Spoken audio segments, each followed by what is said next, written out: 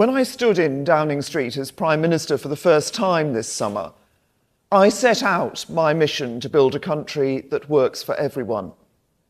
Today, I want to talk a little more about what that means and lay out my vision for a truly meritocratic Britain that puts the interests of ordinary working class people first. We're facing a moment of great change as a nation. As we leave the European Union, we must define an ambitious new role for ourselves in the world. That involves asking ourselves what kind of country we want to be. A confident, global trading nation that continues to play its full part on the world stage. But at the same time, I believe we have a precious opportunity to step back and ask some searching questions about what kind of country we want to be here at home too. In fact, it's not just an opportunity, but a duty, because one thing is clear.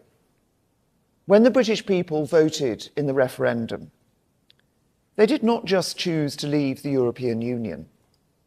They were also expressing a far more profound sense of frustration about aspects of life in Britain and the way in which politics and politicians have failed to respond to their concerns. Some voted for the first time in more than 30 years, some for the first time ever. And they were inspired to do so because they saw a chance to reject the politics of business as usual and to demand real, profound change. Fed up with being ignored or told that their priorities were somehow invalid, based on ignorance and misunderstanding, or even on occasion that they were simply wrong to voice the concerns that they did, they took their opportunity to send a very clear message. They will not be ignored anymore. They want to take back control of the things that matter in their lives. They want a government that listens, understands, and is on their side. They want change, and this government is going to deliver it. Everything we do will be driven not by the interests of the privileged few, not by those with the loudest voices, the special interests, the greatest wealth, or the access to influence. This government's priorities are those of ordinary working class people, people for whom life sometimes can be a struggle, but who get on with things without complaint. They get on with their jobs, sometimes 2 or even 3 of them, because they have families to feed and support, bills to pay, and because to work for a fair reward is the right thing to do. They get on with their lives quietly, going about their business, going out to work, raising families, helping neighbours, making their communities what they are. They don't ask for much, but they want to know that the people that make the big decisions are on their side, working for them.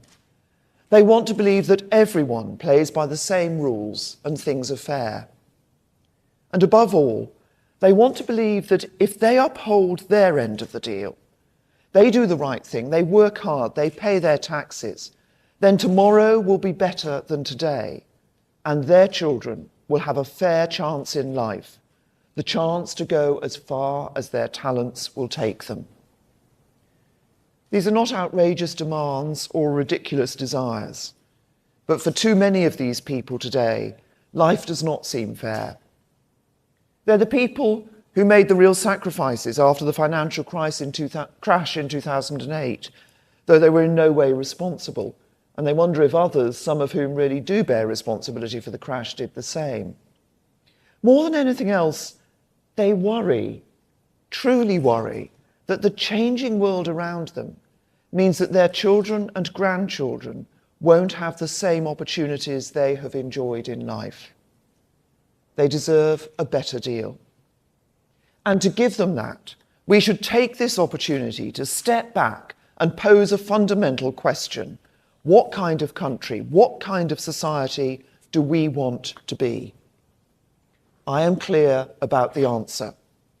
I want Britain to be the world's great meritocracy, where everyone has a fair chance to go as far as their talent and their hard work will allow. I want us to be a country where everyone plays by the same rules, where ordinary working class people have more control over their lives, and the chance to share fairly in the prosperity of the nation. And I want Britain to be a place where advantage is based on merit, not privilege, where it's your talent and hard work that matter, not where you were born, who your parents are, or what your accent sounds like. Let's not underestimate what it will take to create that great meritocracy. It means taking on some big challenges, tackling some vested interests, overcoming barriers that have been constructed over many years. It means not being afraid to think differently about what disadvantage means, who we want to help and how we can help them. Because where once we reached for simple ways of labelling people disadvantaged and were quick to pose simple and often fairly blunt solutions, in these modern times, disadvantage is much more complex. It's often hidden and less easy to identify.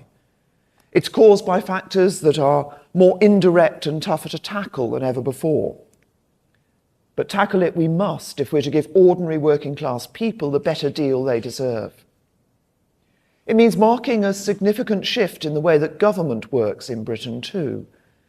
Because government and politicians have for years talked the language of social justice, where we help the very poorest, and social mobility, where we help the brightest among the poor. But to make Britain a great meritocracy, we must move beyond this agenda and deliver real social reform across every layer of society, so that those whom the system would currently miss, those just above the threshold for help today, yet those who are by no means rich or well off, are given the help they need. It means putting government firmly on the side of not only the poorest in our society, important though that is and will remain, but also of those in Britain who are working hard but just about managing. It means helping to make their lives a little easier, giving them greater control over the issues they care about most. This is the change we need. It will mean changing some of the philosophy underpinning how government thinks and acts. It will mean recalibrating how we approach policy development to ensure that everything we do as government helps to give a fair chance to those who are just getting by, while still helping those who are even more disadvantaged. I don't pretend that this change will be easy. Change rarely is. But this is the change we need if we are to make Britain the great meritocracy I want it to be. Over the coming weeks and months, the government will set out an ambitious programme of economic and social reform that will help us make this change and build a true meritocracy in our country. But there is no more important place to start than education.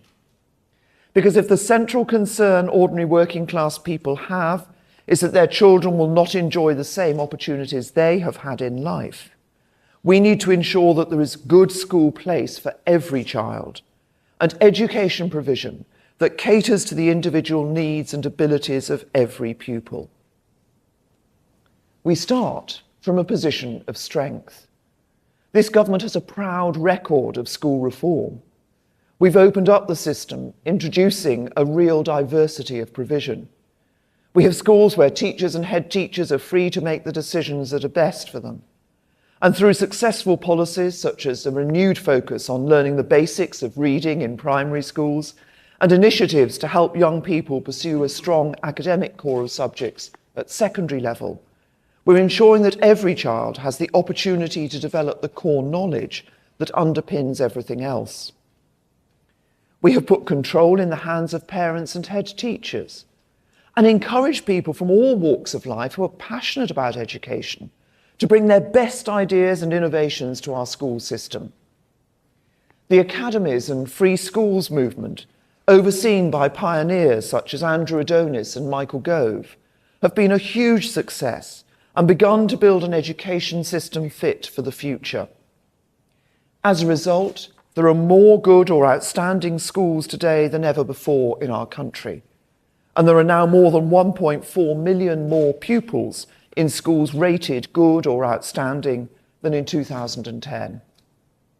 Our curriculum reforms mean that the proportion of pupils taking core academic subjects at GCSE is up by almost 4/5. We are driving up school standards to match the best international comparisons, with a record number of pupils securing a place at one of our world-class universities this summer. We can be proud of these achievements, but there is still a long way to go. Because for too many children, a good school remains out of reach. There are still 1.25 million attending primary and secondary schools in England, which are rated by Ofsted as requiring improvement or inadequate. If schools across the North and Midlands had the same average standards as those in the South, nearly 200,000 more children would be attending good schools. Let's be honest about what these statistics mean. They mean that for far too many children in Britain, the chance they have in life is determined by where they live or how much money their parents have. And they mean that for far too many ordinary working class people, no matter how hard they work, how many hours they put in, or how many sacrifices they make, they cannot be confident that their children will get the chances they deserve. But when you're working 2 jobs and struggling to make ends meet, it's no good being told that you can choose a better school for your children if you move to a different area or pay to go private. Those aren't choices that you can make, and they are not choices that you should have to make. So we need to go further, building on and extending our reforms so that we can truly say that there will be a good school place for every child and one that caters to their individual needs. But as we do it, we also need to change our philosophy and approach, because at the moment the school system works if you're well off and can buy your way into the school you want, and it provides extra help and support if you're from a disadvantaged family. If you're eligible for free school meals and your parents earn less than £16,000 a year, then there is extra help on offer. That is good and right. And as long as I'm Prime Minister, the pupil premium for the poorest children will remain. But the free school meals measure only captures a relatively small number of pupils whose parents are on income-related benefits. If we're going to make the change we need and build a great meritocracy in Britain, we need to broaden our perspective and do more for the hidden disadvantaged children whose parents are on modest incomes, who do not qualify for such benefits, but who are nevertheless still only just getting by. If you're earning £19,000, £20,000, £21,000 a year, you're not rich, you're not well off, and you should know you have our support too. At the moment, there is no way to differentiate between the school experience of children from those families and those from the wealthiest 10%.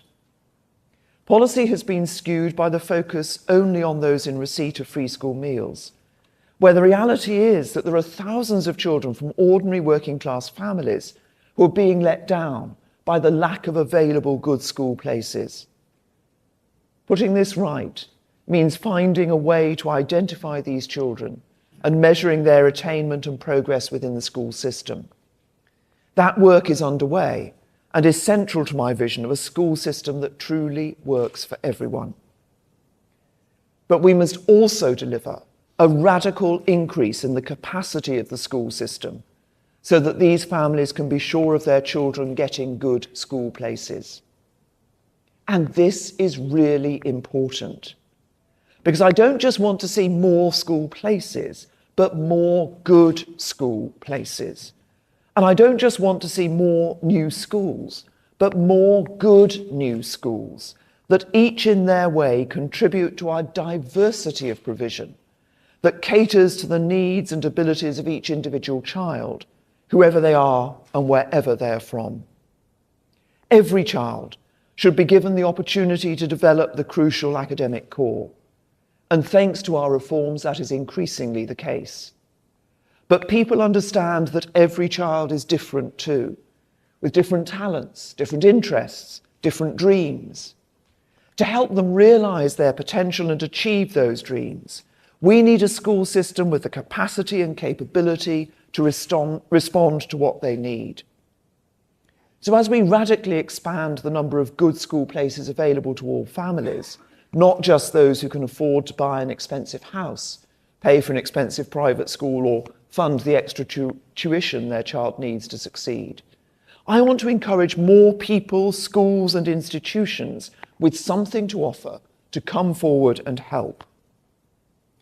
In the last 6 years, we've seen individuals and communities put staggering amounts of time and effort into setting up good new schools. Some of the best state schools, charities, universities, private schools and businesses have stepped forward to get involved. And increasingly, the best state schools are sponsoring the least good.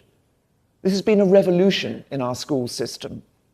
But with 1.25 million children still attending schools that are struggling, we need to do much more to increase the capacity of the system so every child can get the education they deserve.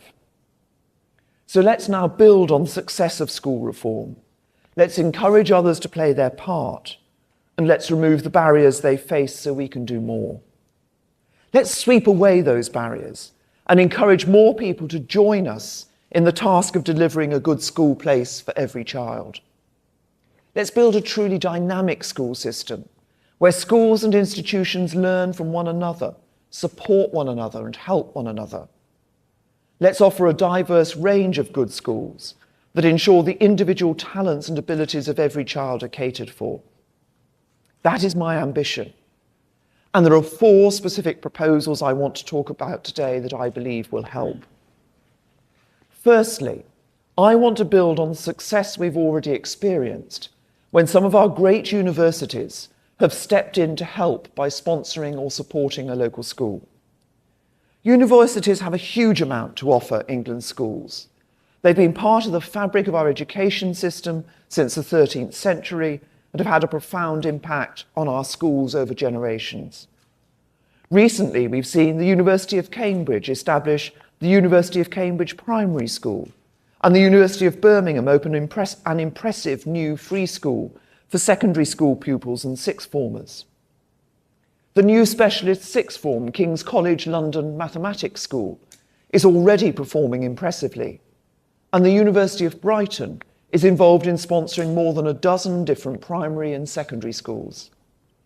These are the kinds of innovation I want to encourage.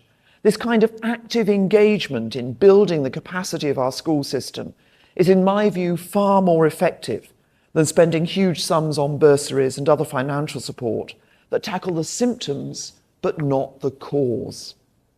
The right for a university to charge the higher level of tuition fee has always been dependent on their ability to fulfil specified access requirements. And this year, in fulfilling these requirements, they're expected to spend over £400 million on bursaries and other forms of financial support for students. Yet the evidence is clear. It is the attainment of pupils at school that is the overriding factor in predicting access to university. I'm not saying there's no place for bursaries, but overall, I do think the balance has tilted too far. We need to go to the root of the problem, which is that there are not enough students from disadvantaged backgrounds and from ordinary families fulfilling their potential with the grades to get into the best universities. So I want our universities to do more to help us to improve the quality of schools so that more students of all backgrounds have the grades, the subjects, and the confidence to apply to top universities and to be successful in their exams in the first place. So the government will reform university fair access requirements and say that universities should actively strengthen state school attainment by sponsoring a state school or setting up a new free school. And over time, we will extend this to the sponsorship of or establishment of more than one school, so that in the future we see our universities sponsoring thriving school chains in every town and city in the country. Second, I want to remove the obstacles that stop more good faith schools from opening. Britain has a long history of faith schools delivering outstanding education. They already account for around 1/3 of all mainstream schools in England. They're popular with parents and significantly more likely than other schools to be rated by Ofsted as good or outstanding. I believe we should confidently promote them and the role they play in a diverse school system. Yet for Catholic schools in particular, there are barriers in their way. When a faith-designated free school is oversubscribed, it must limit the number of pupils it selects on the basis of faith to 50%. The intention is to improve the diversity of the school's intake, but in practice it has little impact on many Jewish, Muslim, Sikh and Hindu schools because they tend not to appeal to parents of other faiths. So despite the best intentions, the rule is failing in its objective to promote integration. But it does prevent new Catholic schools opening because the Catholic Church believes it contravenes its own rules for a Catholic bishop not to prioritise the admission of Catholic pupils. This is especially frustrating because existing Catholic schools are more ethnically diverse than other faith schools, more likely to be located in deprived communities, more likely to be rated good or outstanding by Ofsted, and there is growing demand for them. So we will remove this 50% rule to allow the growth in capacity that Catholic schools can offer. Instead, we will consult on a new set of much more effective requirements to ensure that faith schools are properly inclusive and make sure their pupils mix with children of other faiths and backgrounds. Of course, there must be strict and properly enforced rules to ensure that every new faith school operates in a way that supports British values. And we should explore new ways of using the school system to promote greater integration within our society generally. We will encourage the grouping together of monoracial and monoreligious schools within wider multiracial and multi-religious trusts. This will make it easier for children from different backgrounds in more divided communities to mix between schools while respecting religious differences. We will explore ways in which schools can enter into twinning arrangements with other schools not of their faith, through sharing lessons or joint extracurricular activities to bring young people from different schools together. And we will consult on the idea of placing an independent member or director who is of a different faith or no faith at all on the governing body of new faith schools.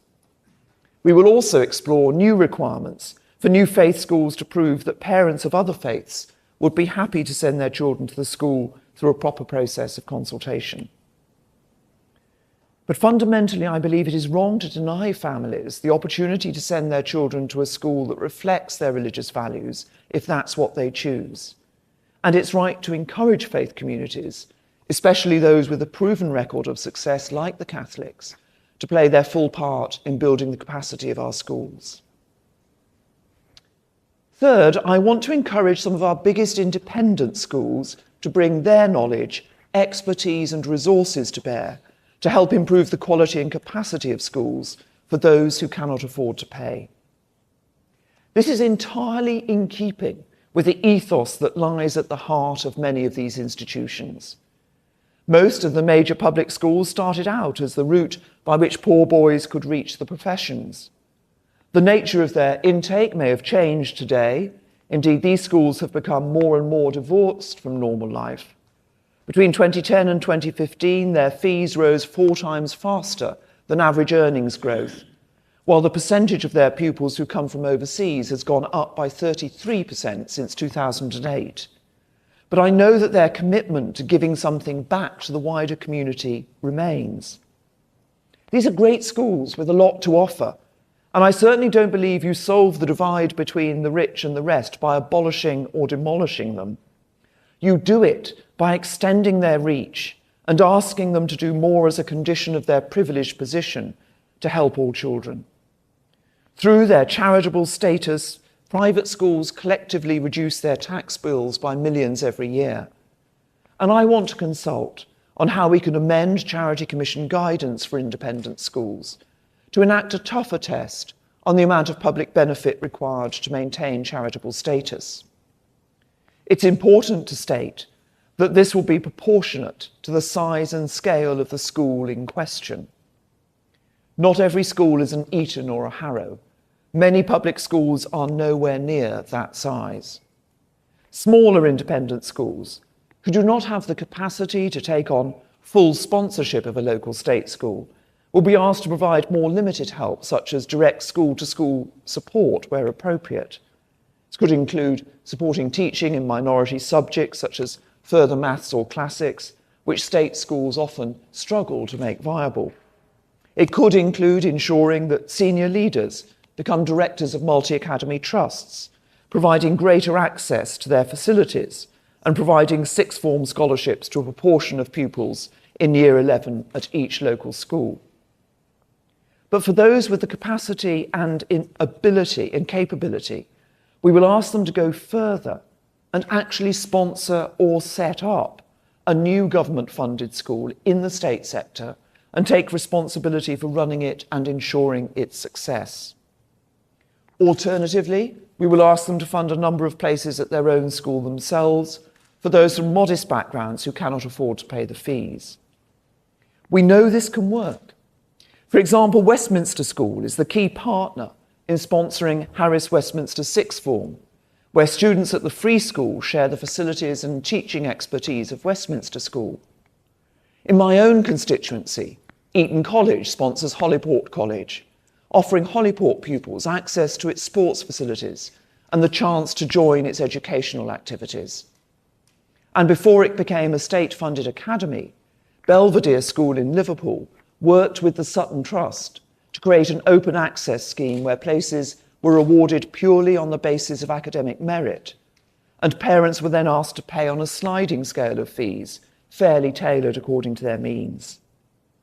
I want all independent schools with the appropriate capacity and capability to take these kinds of steps.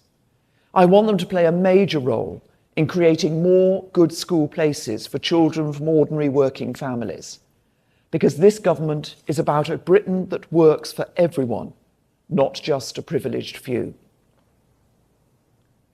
There is one final area where we have placed obstacles in the way of good new schools, obstacles that I believe we need to take away.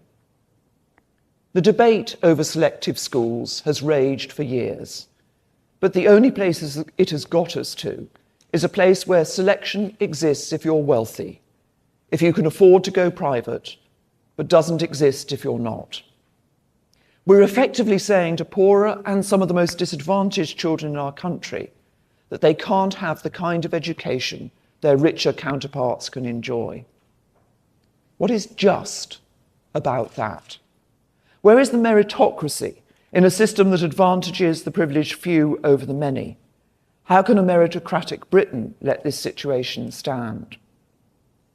Politicians, many of whom benefited from the very kind of education they now seek to deny to others, have for years put their own dogma and ideology before the interests and concerns of ordinary people. For we know that grammar schools are hugely popular with parents. We know they are good for the pupils that attend them. Indeed, the attainment gap between rich and poor pupils is reduced to almost zero for children in selective schools, and we know that they want to expand. They provide a stretching education for the most academically able, regardless of their background, and they deliver outstanding results. In fact, 99% of existing selective schools are rated good or outstanding. 80% are outstanding, compared with just 20% of state schools overall.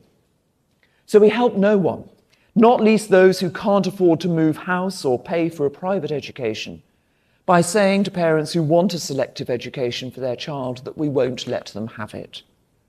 There is nothing meritocratic about standing in the way of giving our most academically gifted children the specialist and tailored support that can enable them to fulfill their potential. In a true meritocracy, we should not be apologetic about stretching the most academically able to the very highest standards of excellence. We already have selection to help achieve this in specialist disciplines like music and sport, giving exceptionally talented young people access to the facilities and training that can help them become world-class. I think we should have more of this, but we should also take the same approach to support the most academically gifted too. Frankly, it is completely illogical to make it illegal to open good new schools. So I want to relax the restrictions that stop selective schools from expanding, that deny parents the right to have a new selective school opened where they want one, and that stop existing non-selective schools to become selective in the right circumstances and where there is demand. In return, we will ensure that these schools contribute meaningfully to raising outcomes for all pupils in every part of the system. In practice, this could mean taking a proportion of pupils from lower income households, so that selective education is not reserved for those with the means to move into a catchment area or pay for tuition to pass the test. They could, as a condition of opening a new selective school, be asked to establish a good new non-selective school. Others may be asked to establish a primary feeder school in an area with a high density of lower income households to widen access. They might even partner with an existing non-selective school within a multi-academy trust or sponsor a currently underperforming non-selective academy. But the principle is clear. Selective schools have a part to play in helping to expand the capacity of our school system, and they have the ability to cater to the individual needs of every child. So the government will make up to £50 million a year available to support the expansion of good or outstanding existing grammars. Now, I know this will be the source of much debate in the consultation over the coming months. So I want to address very directly some of the key arguments made by those who oppose the expansion of grammar schools. First, there are those who fear that this could lead to the return of a binary system, as we had in the past with secondary moderns. But this fear is unfounded. There will be no return to secondary moderns. As I've set out today, far from a binary system, we're supporting the most diverse school system we have ever had in our country. From free schools sponsored by universities and independent schools to faith schools and selective schools, the diversity of high-quality school provision means we will be able to cater properly for the different needs of all pupils and give parents real control of the kind of school they want for their children. We do not want to see whole new parts of the country where the choice of schools is binary, so we will use the approvals process to prevent that from happening. Second, there are those who argue that selective schools tend to recruit children from more affluent backgrounds. The problem here is not selective schools per se, but rather the way that wealthier families can already dominate access to the schools of their choice through selection by house price. I want to stop that, and new grammars can help. We're going to ask new grammars to demonstrate that they will attract pupils from different backgrounds. For example, as I said, by taking a proportion of children from lower income households. And existing grammars will be expected to do more too, by working with local primary schools to help children from more disadvantaged backgrounds to apply. Third, there are those who argue that grammars don't actually select on ability because wealthy families can pay tutors to help their children get through the tests. This might have been the case in the past with the old 11+, but it does not have to be the case today. While there is no such thing as a tutor-proof test, many selective schools are already employing much smarter tests that assess the true potential of every child. So new grammars will be able to select in a fair and meritocratic way, not on the ability of parents to pay. Fourth, there are those who worry about the cliff edge of selection at 11. Some fear it's too early, some fear it's too late. The truth is that it doesn't have to be a cliff edge at all. This is back in the old mindset of the grammar schools of the past. A modern meritocratic education system needs to be much more flexible and agile to respond to the needs of every child. So we will demand that new grammars make the most of their freedom to be flexible over how students move between schools, encouraging this to happen at different ages, such as 14 and 16 as well as 11. This means that children who are at a non-selective school sponsored by a grammar might join the grammar for specific subjects or specialisms where they themselves are outstanding. Or they might move to the grammar full-time later than aged 11 based on their performance at their current school. Finally, people get lost in the argument about whether the grammar schools of the 1950s and 60s improved social mobility or not. But I want to focus on the new grammars of the future, those that will be just one element of a truly diverse system, which taken as a whole can give every child the support they need to go as far as their talents can take them, and give every parent access to a good school place for their child. This is the true test of schools that work for everyone, and the true test of a meritocratic society. There's been a lot of speculation in the last few weeks, but as you know now, this is not a proposal to go back to a binary model of grammars and secondary moderns, but to build on our increasingly diverse school system. It is not a proposal to go back to the 1950s, but to look to the future. And that future, I believe, is an exciting one. It is a future in which every child should have access to a good school place, and a future in which Britain's education system shifts decisively to support ordinary working class families.